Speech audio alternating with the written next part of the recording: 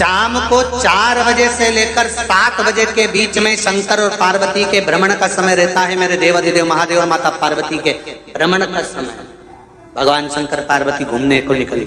इसलिए हमारा सनातन धर्म कहता है शाम के समय पर माताओं को झाड़ू नहीं लगाना चाहिए, शाम के समय पर माताओं को चूड़ी बिछिया नहीं बदलना चाहिए, शाम के समय पर माताओं को मांग में सिंदूरा नहीं भरना चाहिए, शाम के समय पर माताओं को बाल नहीं बांधना चाहिए, शाम के समय पर माताओं को चौखट पर नहीं बैठना चाहिए। उसका कारण क्या है?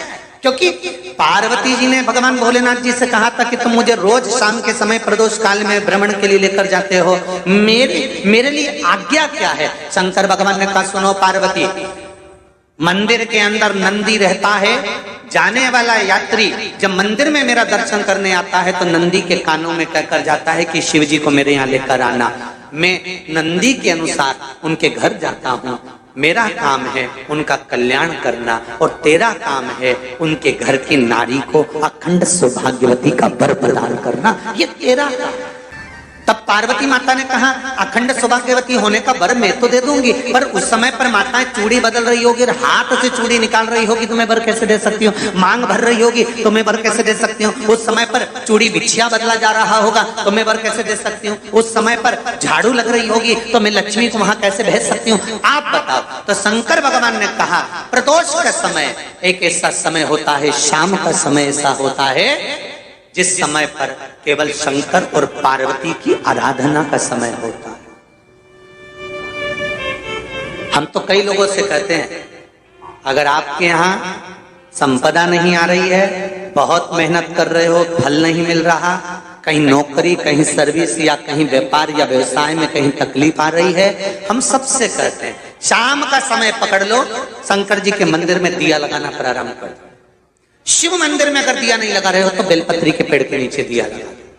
बेलपत्री और शंकर जी के मंदिर में दिया नहीं लगा रहा तो शंकर जी के मंदिर के बाहर चौखट पर दिया लगा। इतना भी नहीं कर सकते तो अपने घर के बाहर अपने द्वार पर दिया लगा दो, पर शंकर जी के नाम का श्री शिवाय नमस्तुभ्यम बोलकर शंकर भगवान को याद कर कर अपनी कामना कर कर बाबा का स्मरण कर कर पंचाक्षर मंत्र नमः शिवाय, षडाक्षर मंत्र ओम नमः शिवाय, द्वादशाक्षर मंत्र ओम नमो भगवते वासुदेवाय, जो मंत्र तुमको याद है उसका स्मरण कर कर लक्ष्मी हो चाहे नारायण हो चाहे राम हो चाहे कृष्ण हो स्मरण कर कर शाम के समय बाहर दिया लगा दो, दरवाजे के पास लगा दो। वो सुनेगा जरूर, आएगा तो उसका वेलकम जरूर होगा और वो कुछ देकर जरूर जाएगा। नियम तो बनाओ,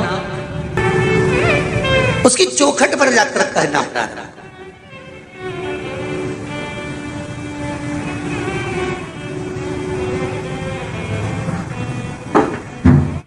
बृहस्पति महाराज ने कहा कि शाम का समय जो प्रदोष का समय होता है उस समय पर इंद्रदेव तुम शंकर जी की आराधना करो।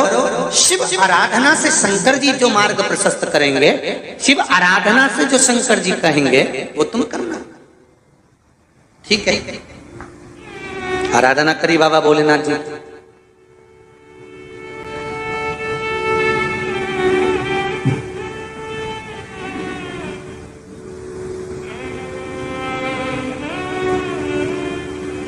मालूम नहीं था इंद्रदेव को, बृहस्पति महाराज ने प्रदोष की महत्वता समझाई तो प्रदोष का समय जानकर शंकर जी पर 7 बेलपत्र प्रदोष के दिन इंद्र ने समर्पित कर दी बिना सोचे।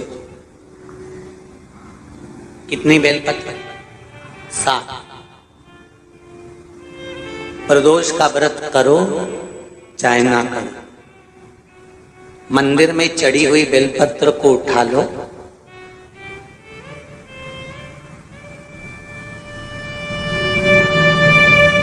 बेलपत्र का ब्रह्म कमल बना लो।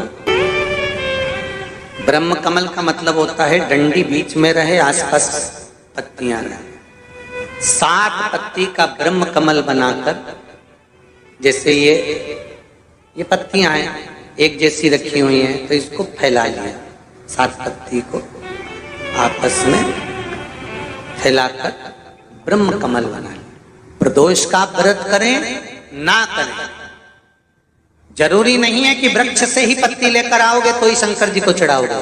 शिव जी पे से चढ़ी हुई उठाकर धोकर ब्रह्म कमल बनाकर बाबा से विनय कर कर, हे प्रभु आज मैं इस काम के लिए जा रहा हूं, बाबा मेरा यह कार्य है, बोलकर श्री शिवाय नमस्तुभ्यम बोलकर शिवलिंग पर समर्पित कर दिन भर के प्रदोष व्रत का फल बाबा एक बेलपत्री समर्पित करने पर ही प्रदान कर देता है। शिव है।